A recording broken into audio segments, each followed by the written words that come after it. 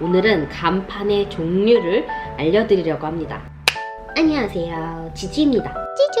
간판의 유형, 딱 앞에서 정면에서 보이는 전면 간판, 그 다음에 코너 간판, 약간 삼각형 모양으로 된 상가들이 있어요. 전면이랑 양옆에 똑같은 간판을 이렇게 꺾어가지고 들어가는 것들을 저는 코너 간판이라고 했습니다. 세 번째로는 세로 간판. 모든 간판들을 앞에 와가지고 이걸 볼 수가 없으니까 지나가면서 저 멀리 측면에서도 알아볼 수 있게 이 건물의 세로로 볼록 튀어나온 거를 세로 간판이라고 해요. 돌출 간판에는 원형 돌출 간판도 있고요, 큐브 간판도 있어요. 좀 허접하긴 하는데 건물 외벽에 볼록 튀어나와서 입체적으로 여기엔 커피, 여기는 커피잔 그림 있고, 뭐 반대편에는 3,000원, 2,000원. 상가 건물들 보면은 맨 위에 옥상을 놀리지를 않아요. 그냥 옥상 텅텅 비워놓는 게 아니라 그 옥상 역시도 마케팅으로 비용을 받고 광고를 해주는 광고판이라고도 해요. 어마어마하게 크게 여기 차 도로 밀려있을 때 사람들 볼 수 있게. 그 다음으로는 지주간판. 지주간판. 네, 제가 아니라 땅에 박혀있는 간판을 지주간판이라고 해요. 인도에 혹은 뭐 도로에 이렇게 박혀가지고 옆에 또 기둥이 하나 있고 이렇게 철대가 있어서 1층에 뭐 있고 2층에 뭐 있고 어떤 병원 있고 무슨 음식점 있고요, 학원 있어요 라는 식으로 이 건물에 대해서 알려주는 이런 걸 지주간판이라고 하더라고요. 그 다음에는 입간판. 이거는 이번엔 지주간판이랑 다르게 땅에 고정되어 있는 게 아니에요. 이제 세워놓는 형식. 이거를 이거 자꾸 너무 그림으로, 네, 약간 요런 식으로 이렇게 세워놓을 수 있는 거를 입간판이라고 합니다. 동일한 간판이어도 위치에 따라서 이름이 달라질 수 있다라고 먼저 설명을 드렸고요. 그 다음에는 간판의 종류예요. 먼저 슈렉스 간판이라고도 하고요, 플렉스 간판이라고도 합니다. 천이에요, 천. 뒤에서 빛이 투광될 수 있는, 인쇄가 가능한 그런 천이에요. 이런 후렉스 간판의 활용도는 뒤에 배경도 꾸밀 수가 있어요. 좀 눈에 띄게 노란색, 빨간색, 꽃무늬, 사람 얼굴 사진 일러스트가 들어갈 수도 있고, 비교를 하자면 잠시 후에 얘기 드릴 채널 간판보다 비용적으로 저렴합니다. 이걸 이제 조명으로 넣느냐, 비조명, 조명을 넣지 않고 간판만 하는 방식도 있고요. 간접 조명도 있어요. 외부에서 간접적으로 이 간판의 뒷면이 빛나게끔 하는 방식도 있고, 아래에서 쏘는 방식도 있습니다. 이 간판 견적을 할 때, 간판 출력을 할 때 되는 단위가 해배식으로 계산을 했어요. 1해배의 뭐 단가, 4해배, 6해배 이런 식으로 얘기를 했는데, 1m를 곱하면 1제곱미터잖아요. 요거를 통상적으로 1해배로 얘기를 하고, 이 해배 단위로 저는 단가 계산을 했어요. 가장 최근에 많이 사용하는 간판 중에 LED 채널 간판이 있어요. 아까 후렉스랑 비교를 하면 더 눈에 글자가 빡 들어오게, 글자만 딱 빛나게, 이 시인성이 좋고요, 깔끔합니다.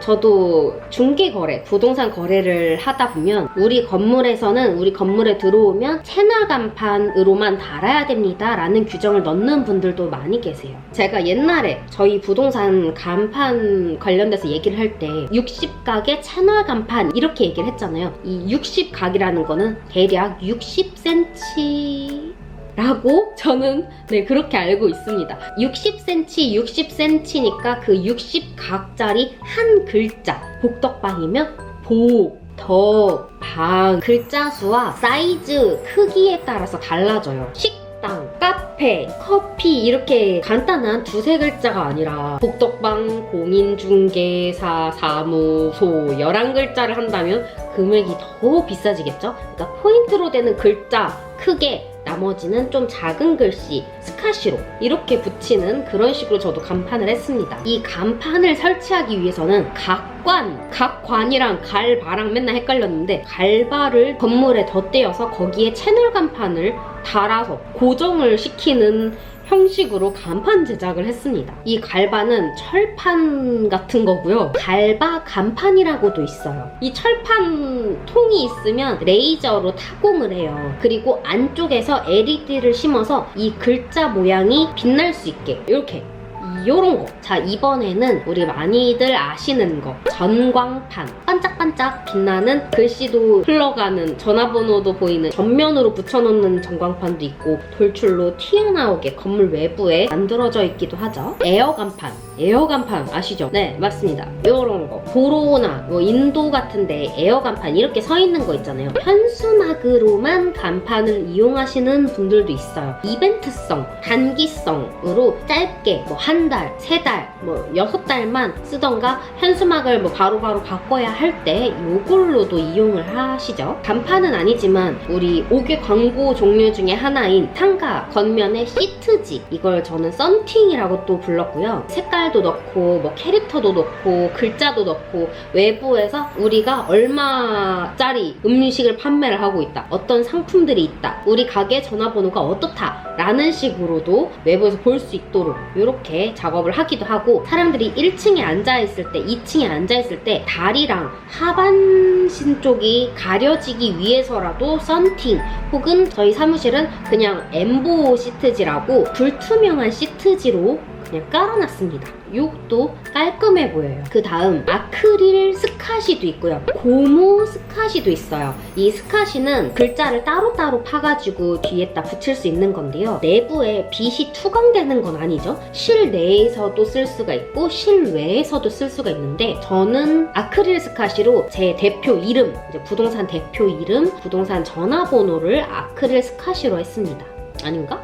공인중개사 사무실도 했나? 아까 우리 조명 얘기를 했잖아요. 조명, 비조명, 간접조명 얘기를 했는데 호박등이라는 게 있어요. 이렇게 동글동글동글동글해서 간판 위에 쭉쭉쭉쭉 위에서 빛을 한 번 더 쏴주는 이런 것도 있고요. 후광 조명, 아까 이거 간접 조명이 레일로 되어 있는 조명도 있고, 글자 뒤에서 빛내주는 이런 조명들도 종류가 많이 있어요. 그러니까 간판 하실 분들은 다른 디자인들도 많이 찾아보신 다음에 이런 스타일로 간판하고 싶다, 이런 글씨체, 이런 모양, 이런 색상, 이런 디자인으로 하고 싶다를 좀 추려서 말씀하신다면 간판 제작하는 데 있어서 더 속도가 빨라질 거예요. 간판의 인허가 지역별로도 다르고요. 건물별로도 아까 다르다고 했어요. 여기는 LED 채널 간판만 된다 이러는 곳들도 있고요. 세종 같은 경우, 저희 대전 옆에 세종이 있잖아요. 일정 규격의 채널 간판만 된다라는 명시되어 있어요. 일정 규격. 이 이상을 벗어날 수가 없다. 은행 간판도 요만하고요. 어디 슈퍼 간판도 요만하고 핸드폰 간판도 요만하고 다 똑같은 크기의 그 안에서 간판 제작을 해야 됩니다. 그러니까 좋게 보면은 딱 세종을 갔을 때 간판들이 깔끔하고 뭔가 정돈되어 있는 것처럼 보이기도 하는데, 단점으로는 눈에 튀는 게 좀 없다랄까? 뭔가 강조가 안 된다, 개성이 좀 부족하다, 뭐 이런 생각도 들더라고요. 간판의 타이머 설정이에요. 타이머를 설정할 수가 있어요. 간판 설치할 때 전력 절약을 하는 거죠. 이 설치 비용이 약 저 10만원 정도? 10만원 정도 추가해가지고 스마트 타이머를 여기 전기함, 전력함 여기에다가 설치를 넣는 거예요. 일몰이 될 때 해가 지는 5시, 6시쯤에 간판이 저절로 켜지게끔 되고, 밤 12시에는 간판이 꺼지게 그렇게 설정을 해놨습니다. 혹은 저보다 더 늦게 영업을 하시는 분들 같은 경우에는 새벽에도 간판 불이 켜있는 경우도 있고, 가끔 24시간 그냥 간판을 다 켜놓으시는 그런 부동산도 계십니다. 간판 설치 비용을 조금 줄일 수 있는 방법 중에 천가리만 하는 거예요. 아까 후렉스 간판에 해당이 되는 건데 채널 간판은 이게 안 되겠죠? 기존에 틀이 있으면 이 천만 새로 출력을 해서 상호 바꿔서 전화번호 바꿔서 이 천가리만 하면 간판 비용을 훨씬 많이 줄일 수 있습니다. 그럼 아까 전면 간판도 천가리 하고요. 세로 간판, 뭐 원형 돌출 간판도 같이 천가리만 한다면 아마 반 이상은 금액이 줄어드는 걸로 제가 기억을 해요. 반 이상? 반의 반인가? 또 인력비 들어가겠죠, 당연히. 사다리를 가지고 와서 설치할 수 있는 높이, 그러니까 1층에 있는 상가인지 2층, 3층, 7층, 고층 높아질 때는 당연히 크레인이 와야 돼요. 이 크레인을 한번 부르는데 그냥 사람 한 명으로 저는 계산을 했어요. 또 하나, 도로, 그러니까 이 크레인이 설 수 있는 곳이냐, 뭐 도로에 정차를 할 수 있는지, 인도로 올라와야 되는지. 저 예전에 그 간판 일했을 때에는 보도 블럭이 파손돼가지고 공무원들 나오고 이거 간판 어쩌고저쩌고 이거 뭐 누가 책임질 거냐, 경찰도 오고 이렇게 싸우는 일도 많이 있다고 하더라고요. 그래서 이 크레인이 온다면 뭐 이삿짐 차도 마찬가지, 이삿짐 차가 온다면 어디에 대서 어떻게 설치를 해야 되는가, 요것도 간판 설치하기 전에 간판 사장님께서 다 보러 현장에 오실 거예요. 참고용으로 저희 부동산 간판 뚜둥, 제가 후딱후딱 하다 보니까 간판이 뭔가 크게 재미는 없는 거고 그냥 딱 복덕빵 이렇게만 해놨고 그냥 후딱후딱 했었거든요. 그리고 전화번호가 작은 거, 요것도 조금 아쉽긴 해요. 출입문에다가도 전화번호를 따로 시트지를 하긴 했었지만 다음에 간판을 다시 한다면 전화번호도 조금 더 크게, 거의 부동산 이름만큼 이렇게 키우고 싶습니다. 찌쭈!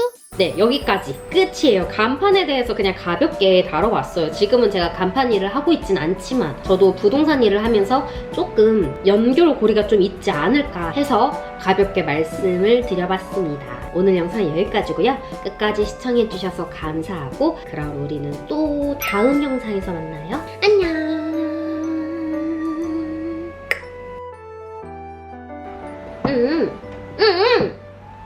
왜 이렇게 날파리, 왜 이렇게 날파리 너무, 이거 촬영에 너무 나 보이는 것 같은데? 예를 들어 저희가 이렇게 얘기할 수 없잖아. 위치에 따라서도 이름이 달라질 수가 있다라고 먼저. 그럼 우리는 또 다음 영상에서 만나요. 안녕.